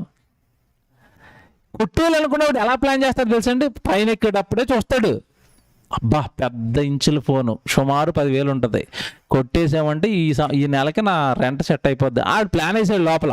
ఆ ప్లాన్ ఈ అమాయకుడికి ఏమైనా తెలుస్తుంది? సెల్ ఫోన్ పెట్టుకుని తిరుగుతున్నోడికి ఏదో దగ్గరికి వెళ్ళి నవ్వుతూ ఉంటాడు, మాట్లాడుతూ ఉంటాడు. అంతా అటు చూసి ఇటు చూసి అమాయకంగా ఉన్నప్పుడు అలా తీసి లోపలెడతాడు, అలా వెనక్కి జరిగిపోతాడు. ఏమంటే ట్రైన్ ఆక్కమనిపి స్పీడ్గా దిగేసి వెళ్ళిపోతాడు. దొంగతనం ఎక్కడ పుట్టింది అంటున్నాడు యేసుప్రభు? హృదయంలో దొంగతనం పుడుతుందంట, హృదయంలో జాగ్రత్త పుడుతుందంట, హృదయంలో నరహత్య పుడుతుందంట. పోలీసులు ఎక్కడ ఎదుగుతున్నారు? బయట. కోర్టులు ఎక్కడ ఎదుగుతున్నాయి? బయట. ఎక్కడ దొరుకుతారు వీళ్ళు? అందుకే ఏ నేరాలు ఈరోజు ఆగటం లేదు. బైబిల్ అండి, వాట్ వండర్ఫుల్ మత పుస్తకం ఇది. మనుషుల హృదయంలో జరుగుతున్న సంఘటనలు చెప్పే పుస్తకం. ఇంకా డేటా ఇచ్చేసాడు కదా. దొంగతనాలు, నరహత్యలు, వ్యభిచారాలు, లోభము, చెడుతనము, కృత్రిమము, కామ వికారము, మత్సరము, దేవదూషణ, అహంభావము, అవివేకము వచ్చును. ఈ చెడ్డవన్నీ లోపల నుండియే బయలు వెళ్ళి మనుషుడిని అపవిత్రపరుస్తుంది, అనగా మనుషుడిని నేరస్తుడిగా నిలబెట్టింది. ఎక్కడ పట్టాడు చూసారా దేవుడు? నేరాల జాబితా ఎక్కడ పట్టుకున్నాడు చూసారా దేవుడు? మనిషిని చూడగానే దేవుడు చెప్పేస్తాడండి. ఈయన చూడగానే వ్యభిచారి, ఈయన దొంగ, ఇలా చెప్పేస్తాడు దేవుడు. పోలీసులను కానీ, జడ్జిలను కానీ, లోకంలో ఎవరినైనా సరే చూడగానే అతను ఏంటో చెప్పమానండి, అవదు. ఎందుకంటే హృదయంలో ఏముందో ఎవరికి తెలీదు, ఒకే ఒక ఆయనకి తెలుసు. ఎవరికి? దేవుడికి. ప్రసంగి గ్రంథం 7వ అధ్యాయం 9వ వచనం చూడండి ఎంత బాగుంటుందో. ప్రసంగి గ్రంథం 7వ అధ్యాయము 9వ వచనం.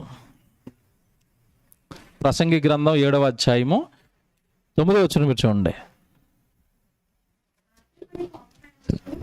ఆత్రపడి కోపపడవద్దు, బుద్ధిహీనుల అంతర ఇంద్రియముల యందు కోపము సుఖ నివాసము చేయును. ఏమంటే ఎక్కడ నివాసం చేస్తుందంట కోపం? సుఖ నివాసం అంటే హ్యాపీగా రెస్ట్ తీసుకుంటుందంట. ఏంటి? కోపం. ఎక్కడ ఉందంట కోపం? మనుషులు అంటారు ఇటు ముక్కు మీద కోపం అండి అంటారు చూసారా? కోపం ఎక్కడ ఉంటుందంట? ముక్కు మీద. తప్పుడు జామది. ముక్కులో కోపం అంటే ఏంటి? గాలి వెళ్తుంది లోపలికి. కోపం ముక్కు మీద కాదు, ఎక్కడ ఉంటుందంట? అంతర ఇంద్రియాలు, లోపల ఉన్న అవయవాలలో నరనరాన వాడు దేంతో నిండిపోయాడు? కోపం. కోపం. కొంతమంది చూడండి ముట్టుకుంటే కోపం, పట్టుకుంటే కోపం, ఏమన్నా అంటే కోపం. అంటే కోపం సుఖంగా నివాసం చేస్తుంది వారి యొక్క అంతర ఇంద్రియాలలో. కానీ దేవుడు ఏం చెప్పాడు? కోపపడుడి కానీ పాపం చేయకండి. ఒకవేళ మీరు కోపపడినా సూర్యుడు అస్తమించే లోపు ఆ కోపం మీలో నుంచి ఏమైపోవాలి? వెళ్ళిపోవాలి. లేదంటే ఆ కోపమే మిమ్మల్ని పాడు చేసేస్తుంది. ఆ కోపమే మిమ్మల్ని నిత్యాగ్ని దండనకు మిమ్మల్ని చేర్చేస్తుంది. ఎఫెసీ పత్రిక 4వ అధ్యాయము 26వ వచనం చూడండి. కోపం గురించి దేవుడు చెప్తున్నమాట. ఎఫెసీయులకు రాసిన పత్రిక 4వ అధ్యాయము 26వ వచనం. కోపపడుడి కానీ పాపము చేయకుడి, సూర్యుడు అస్తమించు వరకు మీ కోపము నిలిచి ఉండకూడదు. కోపం ఉంటే శరీరంలో ఏం చేస్తామంటే పాపం అండి. కనుక దేవుడు అంటున్నాడు అసలు మీ శరీరంలో కోపం ఉండడానికే కుదరదు. కోపం పాపంగా మారుతుందా? మారుతుందండి. ఎవడో నిన్ను ఏదో మాట అనేసాడు, ఆ మాట ఎక్కడికి వెళ్ళిపోయింది? హృదయంలోకి వెళ్ళిపోయింది. ఆ పక్కన ఏముందంటే కోపం ఉంది. ఆ కోపం హృదయంతో ఏం చెప్తుందంటే వాడు నిన్ను అన్నాడు కనుక వాడు భూమి మీద ఉండడానికి కుదరదు. వాడిని ఏం చేయాలి? నువ్వు ఇప్పుడు చంపేయి. రాయలసీమ, కడప, చిత్తూరు ఇలాంటి చోట్లండి పగలు కక్షలు మాటలకేనండి మనుషులు చంపేసుకుంటారు అక్కడ. అంటే ఏముందో లోపల అంటే కోపం. ఆ కోపం మనిషితో ఏం చేయిస్తుంది? పాపం. ఎక్కడ ఉంటుంది అది కోపం? లోపల. అది ఎవరికి కనపడుతుంది? ఎవరికి కనపడదండి, దేవుడికి కనపడుతుంది. కనుక దేవుని పిల్లలారా ఇప్పుడు చెప్తాను అసలు విషయం. అది ఎలాగండి నేరాలు ఆగటం? ఎలాగా? ఆ హృదయంలో కోపం ఉంది, ఆ హృదయంలో వ్యభిచారం ఉంది, ఆ హృదయంలో దొంగతనం ఉంది, ఆ హృదయంలో ఈ భయంకరమైన కుళ్ళంతా ఉంటే ఆ హృదయం ఎలా బాగుపడుతుంది? చాలాసార్లు చెప్పాను. మందు తాగుతూ పట్టుబడిన వాళ్ళకండి గవర్నమెంట్ కొత్తగా ఏం పెట్టిందంటే కౌన్సిలింగ్ అని పెట్టింది. అంటే మందు తాగేసి దొరికేసిన వాడిని పట్టుకెళ్ళి ఒక రూమ్లో కూర్చోబెడతారండి మందుబాబులు అందరినీ. ఈ మందుబాబులు అందరినీ కూర్చోబెట్టి కౌన్సిలింగ్ ఇస్తారు. ఏమని? ఇదిగో నువ్వు స్పీడ్గా మందు తాగి వెళ్తే చచ్చిపోయావంటే ఇదిగో నువ్వు ఇలా చచ్చిపోతావు అంటే మందు తాగి చచ్చిపోయిన వాళ్ళు వీడియోలు చూపిస్తారు. నువ్వు కూడా ఇలా చచ్చిపోతావు, మీ అమ్మ నాన్నలు ఇలా రోడ్డు పాలు అయిపోతారు, ఇలాగ అయిపోతారు అనగానే ఆ బొమ్మ చూసినంతసేపు ఎలాగుంటుంది వీడికి? ఇలాగ అయిపోతామేమో ఇంక మందు తాగకూడదు. పోలీసు వాళ్ళు మందు తాగుతావారా? ఇంక అస్సలండి జీవితంలో వీడియో చూశాను కదా ఇంక మందు తాగనంటాడు. సాయంత్రం ఇంటికి వచ్చాడు, ఇంట్లో కూర్చున్నాడు, హ్యాపీగా రిలాక్స్ కొన్నాడు. పక్కోడు అరే బావా పార్టీ అంటాడు అంతే. ఆ వీడియో వీడి బుర్రలో ఉంటుందా? పోలీసు వాడు చెప్పిన కౌన్సిలింగ్ బుర్రలో ఉందా? ఏం ఉండదండి. మీకు ఇప్పుడు ఇంకోటి చెప్తాను. మనుషులు కౌన్సిలింగ్లు పనిచేయవు, మనుషుల మాటలు పనిచేయవు, ఏవి పనిచేయవు. హృదయంలో భయాన్ని పుట్టించి హృదయాన్ని కాస్త కంట్రోల్ చేసేది ఒకే ఒకటి వాక్యం. చెప్తాడు చూడండి ఇప్పుడు. అది హెబ్రీయులకు రాసిన పత్రిక 4వ అధ్యాయము 12వ వచనం చూడండి. హెబ్రీ పత్రిక 4వ అధ్యాయము 12వ వచనం.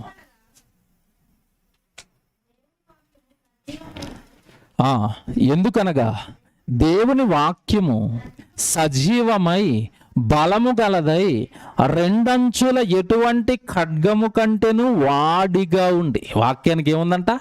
వాడి వేడి పదునుంది వాక్యానికి. ఆ వాక్యం ఎలాంటిదంటే రెండంచుల ఖడ్గం అంట.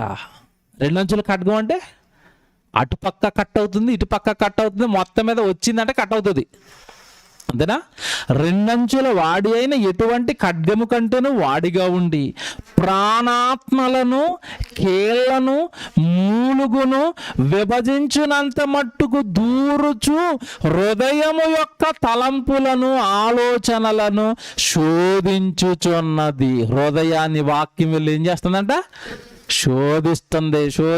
నువ్వు తప్పు చేస్తున్నావని దేవుడు వాక్యం చెప్పగానే ఆ వాక్యం మన హృదయంలోకి వెళ్ళిపోయి హృదయాన్ని ఏం చేస్తుందంట?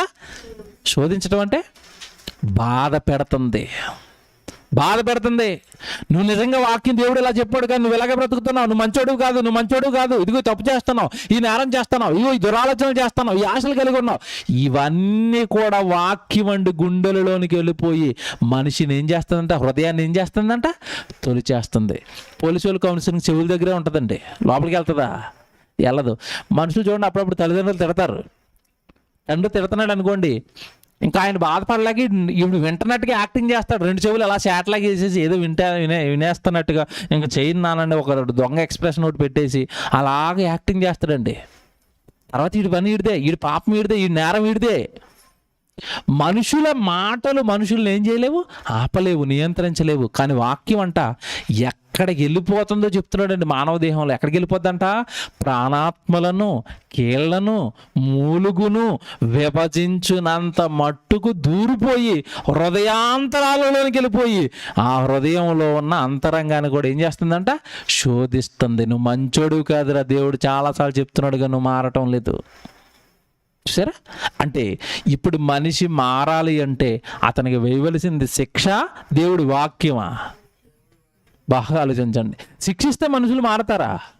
మారండి. ఎన్ని చట్టాలు వచ్చి మనుషులు ఎంత ఘోరంగా శిక్షిస్తున్నా మనుషులు మారుతున్నారా? ఇంకో విషయం చెప్పరండి, మన భారతదేశంలోనైతేనండి ఇలాగా ఏ తప్పు చేసినా కొన్ని సంవత్సరాలకి ఏదో అలా మరి నేరస్తుడైపోతే ఉరిశిక్ష వేసి అలా ఉరితీస్తారు. కానీ పాశ్చాత్య దేశాల్లో కొన్ని దేశాల్లో కఠినమైన చట్టాలు ఉన్నాయి. ఆ చట్టాల ప్రకారం ఏం చేస్తారో తెలుసండి? ఎవడైనా వ్యభిచారం చేస్తే దొరికిపోయాడు అనుకోండి, ఆయన రోడ్డు మీదకి పట్టుకొస్తారు. ప్రజలందరూ తిరుగుతున్న వీధిలోకి పట్టుకొచ్చండి తలనరికేస్తారు. అలాగా కొంతమంది గన్నపెట్టి కాల్చేస్తారు. ఇదిగో ఎవడైనా గనక ఇదిగో వీడు చేసిన నేరం చేస్తే మిమ్మల్ని కూడా ఇలాగే రోడ్డు మధ్యలోనికి పట్టుకొచ్చి కాల్చేస్తామని చెప్తున్నారు. అయినా ఆ దేశంలో నేరాలు ఆగుతున్నాయా? ఆగవండి. కాబట్టి నేరాన్ని ఆపాలంటే శిక్షలు వేయటం కాదు, నేరాలు జరుగుతున్న హృదయాన్ని, నేరాలకు కేంద్రమైన హృదయాన్ని మార్చాలి. అది మార్చేది ఒకే ఒకటి, దేవుని వాక్యం, దేవుడి వాక్కు, దేవుని మాట. యేసు ప్రభు మాట అండి మనిషిని మారుస్తుంది. మీకు సందర్భం జ్ఞాపకం చేస్తాను, ముగిస్తాను. ఒక నేరం జరిగింది బైబిల్లో, యేసుక్రీస్తుల వారు ఉన్న కాలంలో. వ్యభిచారమందు పట్టుబడిన స్త్రీ తెలుసు మీకు. ఆవిడ అంటే వ్యభిచారం చేస్తూ ఆవిడ దొరికిపోయింది. ఈ యూదులు అంతా ఆవిడని పట్టుకొచ్చేసారు. ఎవరి దగ్గరికి? యేసుప్రభు దగ్గరికి పట్టుకొచ్చి యేసుప్రభుతో వీళ్ళు ఏమంటున్నారు? ఈమె వ్యభిచారము చేస్తుండగా మేము చూసి ఏం చేసాం? పట్టేసుకున్నాం. కనుక మోషే నియమించిన ధర్మశాస్త్రం ప్రకారం ఇప్పుడు ఈవిడ ఏం చేయాలా? రాళ్లతో కొట్టి చంపేయాలా? నువ్వేం చెప్తావో చెప్పు. మరి నువ్వు టాప్ స్పీకర్ కదా, పెద్ద బోధకుడు కదా మా ప్రాంతాలలో, దేవుడి వాక్యం నాకే తెలుసు అంటున్నావు కదా, ఇప్పుడు నువ్వు చెప్పి ఏం చేస్తావు అన్నాడు. ఆయన ఏం చెప్తాడో పరీక్షిద్దామని ఒక టెస్ట్ వేసారు వీళ్ళు. ఏమండి, యేసుప్రభు మామూలుడా? ఒక్కసారి మాట్లాడుతాను ఇటు రండిరా అన్నాడు అనుకోండి, ఆడు రాగానే కింద నుంచి పైకి చూడగానే లోపల ఏముందో తెలిసిపోద్ది. వ్యభిచారమందు పట్టుబడిన స్త్రీని మీరు తెచ్చారంటే వ్యభిచారం స్త్రీ ఒక్కతే చేస్తుందా? పురుషుడు కూడా ఉంటాడా? పురుషుడేడి అంటే ఇళ్ళలో ఒకడనమాట. ఆడు ఎంత ప్లాన్ వేసారా మీరు ఈవిని చంపేయడానికి అని ఆయన ఒక మాట అన్నాడు. అందరిని అలా నిలబెట్టి, సరే మోషే ధర్మశాస్త్రం ప్రకారం చంపేద్దాం, రాళ్ళేసి కొట్టేద్దాం. కానీ రాడేసి కొట్టే అధికారం ఎవడికి ఉంటుంది? తప్పు చేయనోడికి ఉంటుంది. నువ్వు వ్యభిచారం చేయకుండా ఉండి ఆవిడ మీద రాయేయి. నువ్వు అబద్ధం ఆడకుండా ఉండి ఆవిడ అబద్ధం ఆడుతున్నాడు. నువ్వు ఏ నేరం చేయకుండా వాడు నేరస్తుడను. నువ్వు ఏ తప్పు చేయకుండా వాళ్ళు తప్పు చేస్తున్నారను. నీ వెనకాలే బోల్డ్ కుప్పలు తెప్పలుగా తప్పులు పెట్టుకుని పాపాలు పెట్టుకుని వాళ్ళలాగా వీళ్ళలాగా నీకు ఎక్కడదా రైటు? నీకు అసలు మాట్లాడే హక్కే లేదు నీకు. ఆ స్ట్రాటజీని వాళ్ళ మీద అప్లై చేశాడు. ఒకే ఒకటి వాళ్ళతో ఏమన్నాడంటే, నిజమేరా మోషే ధర్మశాస్త్రం ప్రకారం రాళ్ళేసి కొట్టేద్దాం, కానీ మీలో ఎవడు పాపం చేయలేదో వాడు మొదటయ్యండి రాయి. ఫస్ట్ రాయి ఆడయ్యలా. మీలో ఏ తప్పు చేయనోడు ఆవిడ కొట్టనన్నాడు. కొట్టురా. రాళ్ళు కింద అడిపోయినాయి అంటే అర్థం ఏంటి చెప్పండి? ఇలా అంతా పెద్ద 420లే ఆవిడ పట్టుకొచ్చారు దొరికిపోయిందని. ఇది కదా. దొరికిపోయిన తర్వాత ఆయన ఒక మాట అంటాడు, ఇప్పుడు ఇది మనం పట్టుకోవాలా. ఆవిడ కాళ్ళ మీద పడింది. అక్కడండి ఆవిడ కొట్టి చంపడానికి ఏకైక రైట్ ఎవరికి ఉందంటే ఈయనకుంది. ఎందుకంటే ఈయన ఏ పాపమో చేయలేదు. కానీ శిక్షించే అధికారం ఉన్న శిక్షేశాడా, ఆవిడను మార్చాడా? అది మనిషి హృదయంలోనికి వెళ్ళాడు. అమ్మా అమ్మ అన్నాడు అంతే. వెంటకి దెబ్బ. ఏమండి, వ్యభిచారిని అమ్మ అనడం ఫస్ట్ టైం విని ఉంటుంది ఆవిడ. ఎవడు సహజంగా లోకంలో ఆ వృత్తిలో ఉన్న వాళ్ళని మిగతా వాళ్ళు ఎలా పిలుస్తారండి మనకు తెలుసండి. ఎలా పిలుస్తారు, ఎంత ఆకతాయంగా పిలుస్తారు, ఎంత అగౌరవంగా పిలుస్తారు వాళ్ళని. పాపం ఆ వృత్తి చేసుకుంటున్న వాళ్ళని. ఆవిడ అమ్మ అనేసరికి ఎవడ నిజంగా నన్ను అమ్మ అంటున్నాడేంటి? అమ్మ అన్న పిలుపుతో ఆవిడలో మార్పు తెచ్చి ఆవిడ హృదయంలోనికి వెళ్ళి మొత్తం మీద అక్కడ మంచి ప్రసంగం చెప్పాడు ఆవిడకి. ఇంక తప్పు చేయకమ్మా, ఇంక పాపం చేయకమ్మా, మనమంతా దేవుని పిల్లలమమ్మా. శిక్షించలేదండి. ఏం చేశాడు ఆయన? హృదయాన్ని మార్చాడు. సో శిక్షిస్తే మనిషి మారడు. ఈ నేరాలకు కేంద్రమైన హృదయాన్ని ఏం చేయాలి? మార్చాలి. అది ఏది మారుస్తుందని ఇంత చదువుకున్నాం మనం? వాక్యం. యేసుప్రభువు ఆవిడకి ఏం చెప్పాడు అక్కడ? వాక్యం. కాబట్టి శిక్షిస్తే మనిషి మారడు. శిక్ష కాదు మనిషికి వేయవలసింది దేవుడి వాక్యం. కనుక పాఠం మీకు అర్థమైంది. చెడు కనిపిస్తే చట్టానికి నేరం, దానిని తలిస్తేనే దేవుడికి దూరం అయిపోతాం. కనుక నేరాలకు కేంద్రమైన హృదయాన్ని వాక్యంతో బాగు చేయాలి. ప్రతి నేరము పుడుతున్నది హృదయంలోనే. దాన్ని జాగ్రత్తగా పట్టుకోవాలంటున్నాడు దేవుడు. కనుక నిజంగానండి ఇది మనం ఈరోజు ఉన్న మాటలు సామాన్యమైన మాటలు కాదు ఇవి. పెద్ద పెద్ద చదువులు చదువుకున్న వాళ్ళకి సైతం అంతు చిక్కడం లేదు నేరాలను ఎలాగ ఆపాలో. కనుక దేవుని పిల్లలారా, ఇంత గొప్ప వాక్యానికి దేవుడు మనల్ని వారసులను చేశాడు.